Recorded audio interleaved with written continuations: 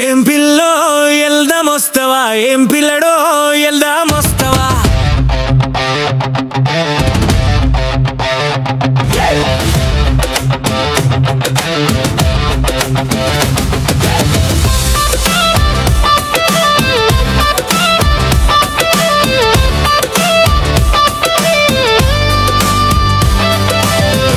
Welcome to ETV prime. Jaganmohan Reddy గారి ఉత్తరాంధ్ర పర్యటన దిగ్విజయంగా సాగుతోంది. ఆయన వైజాగ్ ఎయిర్పోర్ట్ నుంచి నర్సీపట్నం మెడికల్ కాలేజ్ వైపుగా ప్రయాణిస్తున్నారు. మన ఎన్ఏడి కొత్త రోడ్డు ఆ ఏరియాస్ అన్నీ దాటుకుంటూ ఆ రూట్ మ్యాప్లో వాస్తవానికి ఆయన గాజువాక రూట్ మ్యాప్లోంచి వెళ్లాల్సి ఉంది. వైజాగ్ స్టీల్ ప్లాంట్ కార్మికులు కానీ, ఇంకా అక్కడ బల్క్ డ్రగ్ పార్కు బాధితులు ఎవరైతే ఉన్నారో మత్స్యకారులు వాళ్ళు కానీ, గోవాడ షుగర్ ఫ్యాక్టరీ బాధితులు, రైతులు వీళ్ళందరూ కూడా వాళ్ళ సమస్యలు విన్నవించుకోవడానికి, వినతి పత్రాలు ఇవ్వడానికి ఆ మార్గంలో ఆయన వస్తారు అని చెప్పేసి వాళ్ళు ఆయన్ని కలవడానికి ప్లాన్ చేసుకున్నారు. కానీ పోలీసులు రూట్ మార్చి వేరే రూట్లో జగన్మోహన్ రెడ్డి గారికి వెళ్ళడానికి అనుమతి ఇచ్చారు. అయినా కూడా ఉక్కు సంకల్పంతో వైజాగ్ స్టీల్ ప్లాంట్ కార్మికులు కానీ వీళ్ళంతా కూడా కలవటం జరిగింది. ఆయనకి వినతి పత్రాలు కూడా ఇచ్చారు. ఆ సందర్భంగా పోలీసులు కొంత ఓవర్ యాక్షన్ చేసి ఎన్ఏడి కొత్త రోడ్డు వైజాగ్ అక్కడ జగన్మోహన్ రెడ్డి గారి కాన్వాయ్ని అడ్డుకునే ప్రయత్నం కూడా పోలీసులు చేశారు. అసలు పోలీసులు జగన్మోహన్ రెడ్డి గారి భద్రత గురించి ఏమాత్రం పట్టించుకోవట్లేదు అనేటువంటిది వైసీపీ నాయకులు చేస్తున్నటువంటి ఆరోపణ. ఆయన భద్రత ఏమాత్రం పట్టించుకోకుండా కేవలం ఆయన్ని కలవడానికి వచ్చే జనాన్ని ఆపడానికి మాత్రం పోలీసులు ఎక్కడికక్కడ చెక్ పోస్టులు పెట్టిన పరిస్థితి. అయినా కూడా జనం ఆ వైజాగ్ రోడ్ల మీద బారులు తీరున్నారు. జనం ఆ విజువల్స్ అద్భుతంగా ఉన్నాయి. ఆ విజువల్స్ మీద ఆ జనాలు ముబ్బడిగా వస్తున్నటువంటి ఆ జనాల విజువల్స్ మీద సార్ విజయబాబు గారు రాసిన సాంగ్ ఏం పిల్లడో వెళ్దాం వస్తావా, ఏం పిల్లో వెళ్దాం వస్తావా అనేటువంటి సాంగ్ను కూడా ప్లే చేస్తున్నారు.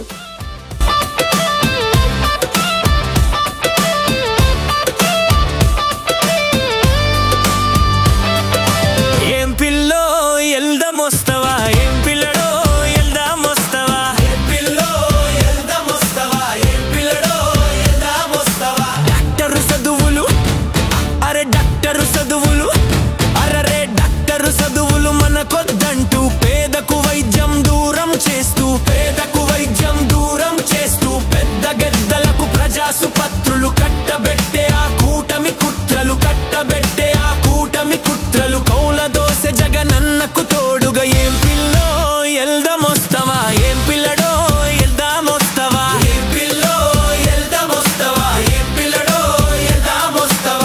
సో అంత జనం విపరీతంగా వస్తున్నారు. పోలీసులు ఎక్కడికెక్కడ అడ్డుకట్టలేసినా ఇంకా ఎంత దారుణం అంటే యలమంచిలి మున్సిపాలిటీ 20-21 వార్డులో వైసీపీ వాళ్ళని అడ్డుకోవడం కోసం అని చెప్పేసి అక్కడ బారికేడ్లు పెట్టారని చెప్పేసి ఆ విజువల్స్ కూడా బయటకు వచ్చాయి. అలాగే పాడేరు దగ్గర వంతడపల్లి చెక్ పోస్ట్ దగ్గర కూడా ఎమ్మెల్యే మత్స్యరాశ విశ్వేశ్వరరావుని అడ్డుకున్నారు. పోలీసులకి ఆయనకి మధ్య చాలా ఘర్షణ పూరితమైనటువంటి వాతావరణం, చాలా వాగ్వాదం జరిగింది.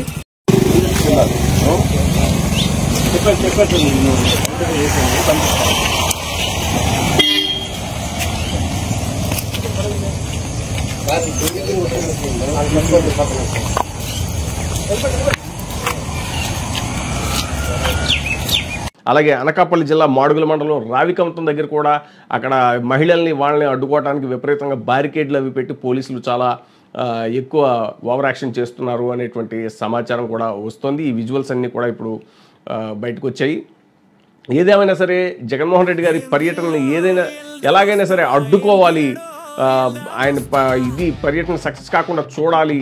ఆయన నర్సీపట్నం మెడికల్ కాలేజ్ రీచ్ అయ్యే లోపు ఏదో ఒక రకంగా ఇది క్రియేట్ చేసి పోలీసులు ఆయనకు భద్రత కల్పించకుండా ఏదైనా తొక్కిసలాట జరిగితే దాన్ని అడ్డం పెట్టుకుని ఆయన పర్యటనని అక్కడికక్కడ ఆపేయాలి అనేటువంటి కుట్ర కూడా జరుగుతోంది అనేటువంటిది ఇప్పుడు వైసీపీ నాయకులు ఆరోపిస్తున్నారు.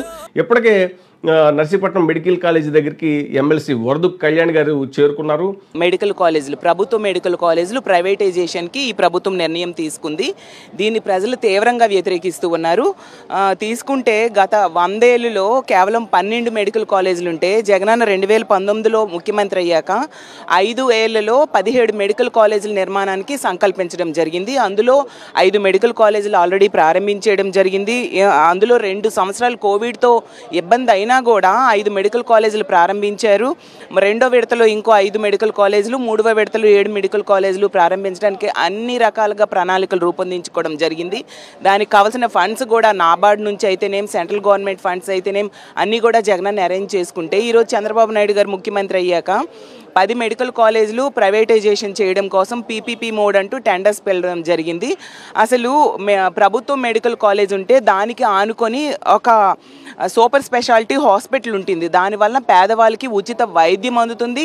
ఎన్నో వేల మంది పేద విద్యార్థులు వైద్య విద్య ఈ హాస్పిటల్స్లో అలాగే ఈ మెడికల్ కాలేజీలో చదువుకునే అవకాశాన్ని ప్రభుత్వం కల్పిస్తుంది. అలాంటి గొప్ప సంకల్పాన్ని ఈరోజు తుడిచిపెట్టేట్టుగా చంద్రబాబు నాయుడు గారు చేయడం నిజంగా చాలా దురదృష్టకరం.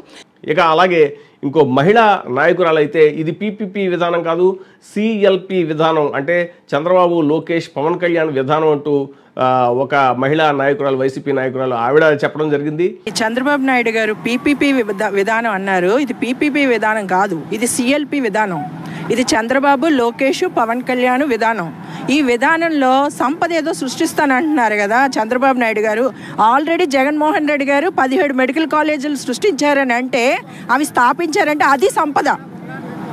రియల్ సంపద అనేది అది, పోర్టల్ రియల్ సంపద. ఆ సంపదను మీరు మీ ప్రైవేట్ వ్యక్తులకి, మీకు నచ్చిన వాళ్ళకి మీరేదో అమరావతి భూములను కాంపెన్సేట్ చేయడానికి ఇక్కడ మీరు వాళ్ళకి దారాదత్తం చేద్దాం అనుకుంటే మాత్రం మీ వల్ల కాదు.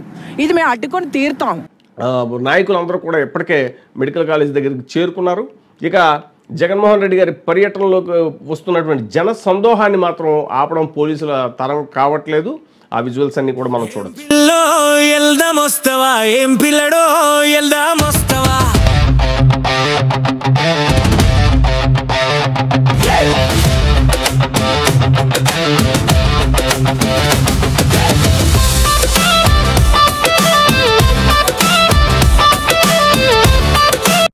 ఇప్పుడే సబ్స్క్రైబ్ చేయండి, లైక్ చేయండి, షేర్ చేయండి. వే టీవీ ప్రైమ్, నీ ఉత్తమాభిరుచుల సమ్మేళనం.